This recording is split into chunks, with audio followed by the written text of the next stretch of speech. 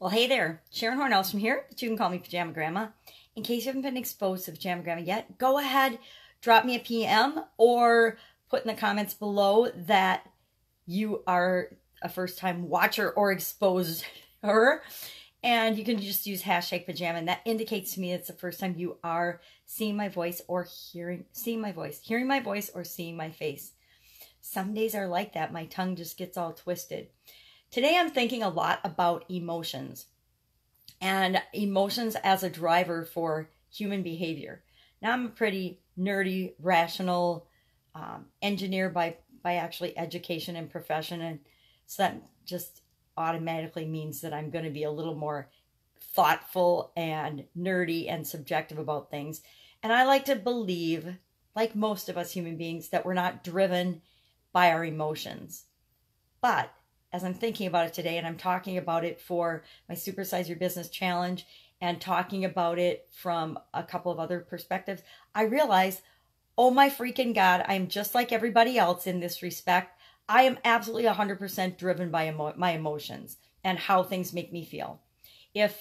And I'm actually just like all other human beings, I'm driven by, I run away from pain and things that I think are going to be uncomfortable and make me feel bad or negative or heavy in any way.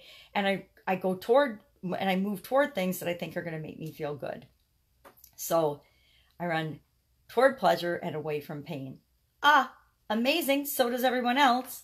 So I'm thinking about that today as I'm sipping my coffee, and I'm irritated by the fact that I had a different cup, and with the coffee, it's still, can you see it steaming? It's so hot.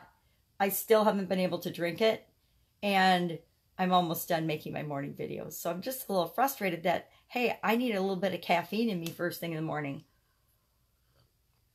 But I had it in one of those travel mugs. Now there's an example of awesome products. I love them. Except I don't want them first thing in the morning because I want to actually be able to enjoy my coffee. I want them when I'm doing something that I want my coffee to stay hot for a really long time. So that is just a matter of operator error, choosing the wrong tool for the job that I want. So I guess who do I have to blame? No one but myself. And the same thing is true of our emotions. We like to blame things outside of us. I'm going to give you an example. Yesterday was a highly emotional day for the country that I live in. And I don't know if I'm sensitive to people's emotions or if I'm just using that as an excuse, but I actually took a freaking nap yesterday. I don't remember the last time I took a nap, but it might have been, I've taken a nap a couple of times this last year, but I don't nap very often. But I was just exhausted after going out to lunch with my mom and my sister. And it was a good lunch, so I'm not sure why I was exhausted, but I think it was just, it's such an emotionally charged day. And I like to think that I'm not impacted by my environment, but I think we all are. We're all impacted by the emotions of the people around us. And it's not just from a subjective standpoint. It's a feeling standpoint. We are feeling beings first, and then we are rational beings.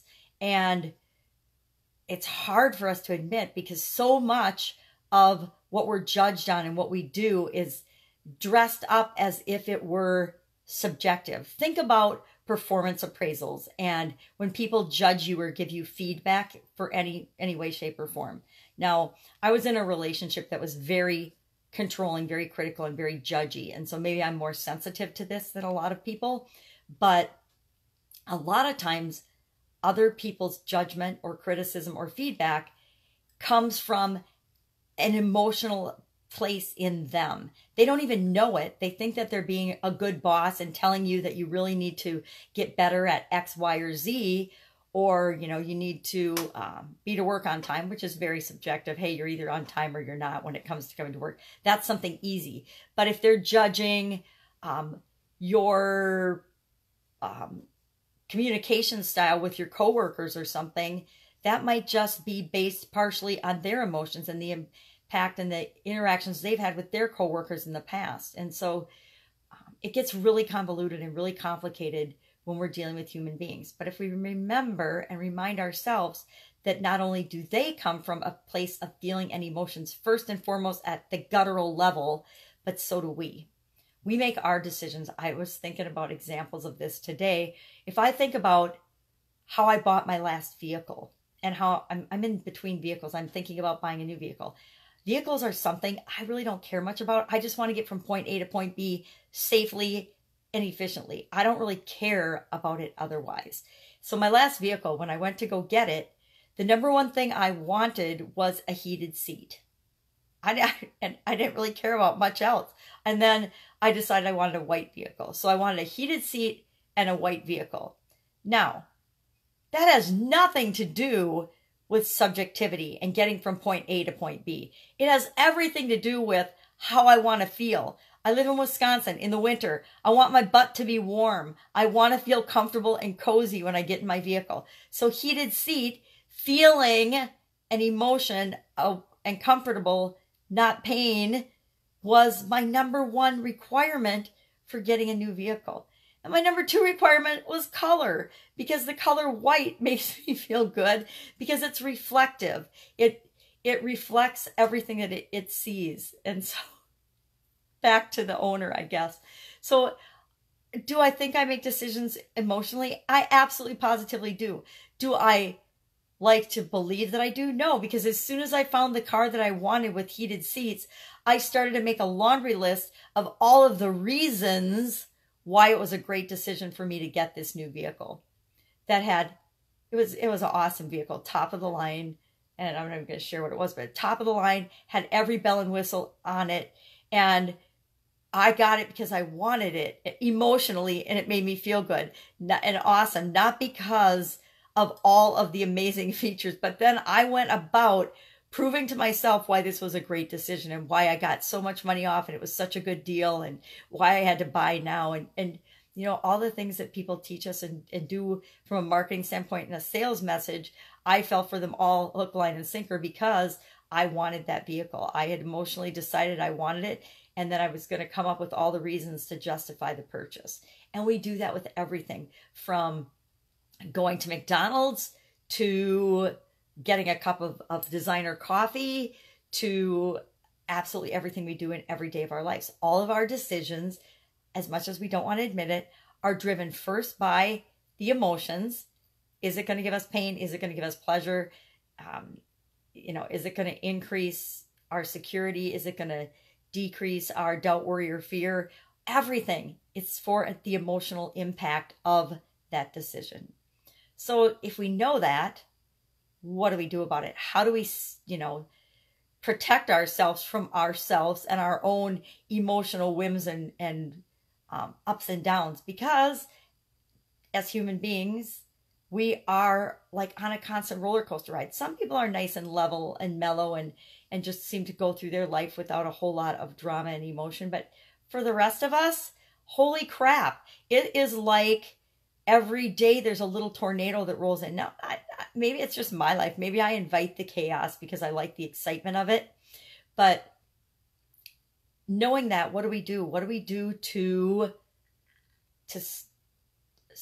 make sure that our emotions aren't causing us to make bad choices? Because I'll admit, I've made bad choices in the past. I've had bad business partners. I've chose them. I picked them. I decided to go in business with them. And maybe it was just to teach me a lesson, but boy, I don't want to learn those lessons again. I'm divorced, so I obviously made a wrong partner choice at one point, and that was based 100% on emotion. And everyone around me saw that that was a wrong choice for me, except me. And it only took me 25 years to figure it out. Yay, me! Some of us are slow learners, right? So I've got this cool book called The Emotional Thesaurus. It's a writer's guide to character expression by Angela Ackerman and Becca Puglisi. And I got it because I wanted to actually increase my range of vocabulary around emotional words. Now, why would you want to do that? Well, for a lot of reasons, but I learned this from Tony Robbins. If you increase, and I'm sure he learned it from someone else, if you increase your vocabulary, it gives you more options of how you want to feel. So if I get an emotional thesaurus, I now have thousands and thousands of different degrees of feeling that I can choose from. Now, one thing I did do in this book that I thought was really interesting is I went through in the beginning of it, and I counted up the number of negative emotion words, or what I would consider negative, versus the number of positive emotion words.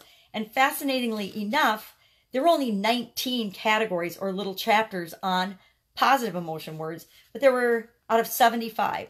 So the rest of them were all negative emotion words that were described, and there were lots of different words, like 50 to 100 different ways of describing each of these emotions. Now that's only 25% positive. So if 25% of, and I like to think that this is probably, it's only one book, but it's probably a pretty good representation of our language. And I'm just talking about the English language because that's my primary language. The English language has far more words to describe negative emotion than it does positive emotions. Do you think that that might impact how we feel as a people and as an environment, as a society, as a country? If we have, 3/4 more, 75% more choices to feel a negative thing and to pull that out of our little inventory of possibilities, are we going to experience negative emotions more often? Well, we could. We don't have to. It's always our choice. But does it increase the probability that we're going to experience more negative emotions? Absolutely, positively does.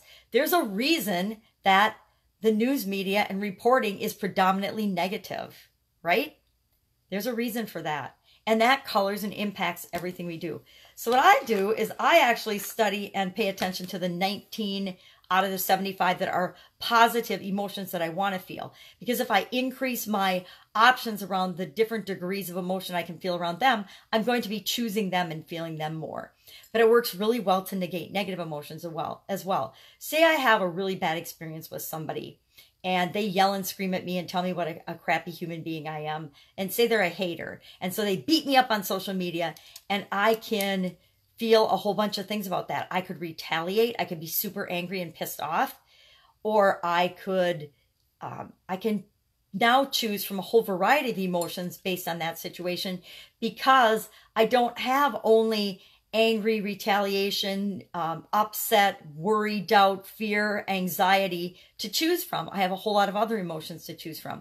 I can choose to try to be empathetic and see where they're coming from and ask myself, well, what is it about that person that might cause them to react to me that way?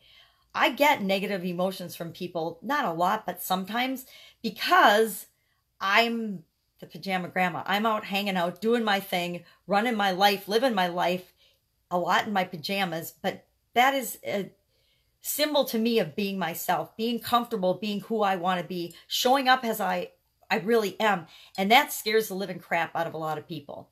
That freaks people out and makes them very judgmental and not understanding of, well, how can she work in her pajamas? What makes her so special? And that really bothers some people. But I just remind myself, well, that's their thoughts about themselves. It's not their thoughts about me. It's them thinking, well, if she can be herself, why am I wearing all these masks? Why am I not showing up as who I really am? Why am I not doing the things that I love to do that give me positive emotion, that make me feel good and excited about my life every day?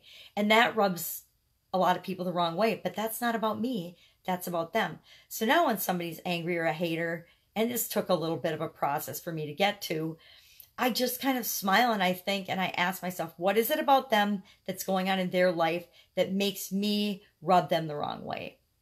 And then I can answer, if I answer at all, with love and compassion, not with negative emotions or negative feelings or doubt, worry, fear, anger, hate, dislike, judgment, retaliation, whatever it might be. I don't have to choose those things. I've got a whole thousands of things that I can choose from now, and thousands of feelings I can choose from, because our feelings and our emotions are what cause us to act or not act in just about any situation. And they actually color how we will act and what we will actually do and say in almost any situation. So I'm thinking a lot about emotions today, because emotions are the topic of my other videos, and dealing with emotions and how do they actually impact me. Doing a little exercise where once an hour I'm checking in with myself and I am writing down, because I challenged my Supersize Your Business group to do this. I'm writing down once an hour, what's the predominant emotion, or what emotion am I feeling right now? I haven't decided if it'll be, I'll just stop once an hour when I notice and I'll write it down how I'm feeling, or if I'm feeling a certain way, a really strong way during that hour, will I write that feeling down? And you can do it either way. It'll be just as powerful an exercise as either way, it works out just fine. So I'm doing that today. I need to do my daily scare share from yesterday because I didn't do it.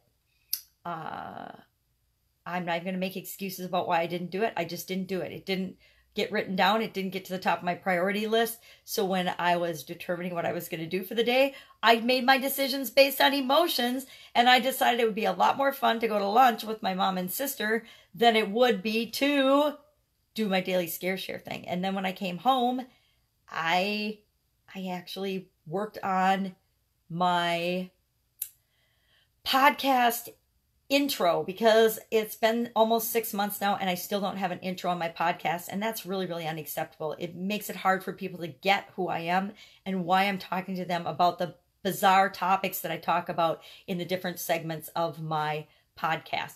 And all of them, I have 4 and sometimes 5 different segments plus interviews. They're all for a reason. Some of them are for me. The Daily Scare Share started out for me to stretch my comfort zone and to get out of the rut that I was living in. And I think people need to know that and what is in it for them. The Supersize Your Business Challenge is all about what I can do to help business owners to supersize and grow their business. You know, I think people need to know that. And then again, how the heck and why the heck should they be listening to a pajama grandma about supersizing their business and growing their business? What the heck does she have to offer? What on earth could she possibly know? She's talking to me in her bathrobe, for goodness sake. And then I think that's why they need to know my corporate background and my business ownership background. Just a couple of sentences about that say, yeah, okay, she's not just some broad in her bathrobe spewing and drinking coffee in front of us and pontificating about things that she thinks she knows, but she never really has done. So not true. And so I need to do those intros. And I sat down in a chair in the sunshine to write my intro, and I actually dozed off and took a nap. I know, crazy. But apparently my energy needed a revamp and I needed a nap. And then all the other coaching calls and things and my mastermind call and a training that I did, all of that took precedence, and I didn't do my daily scare share. So I will do that today, find a way to do that today. And what else have I got today? I've got a coaching call. I've got a training. I've got a mastermind group I'm giving feedback on. I've got a business overview feedback session to do.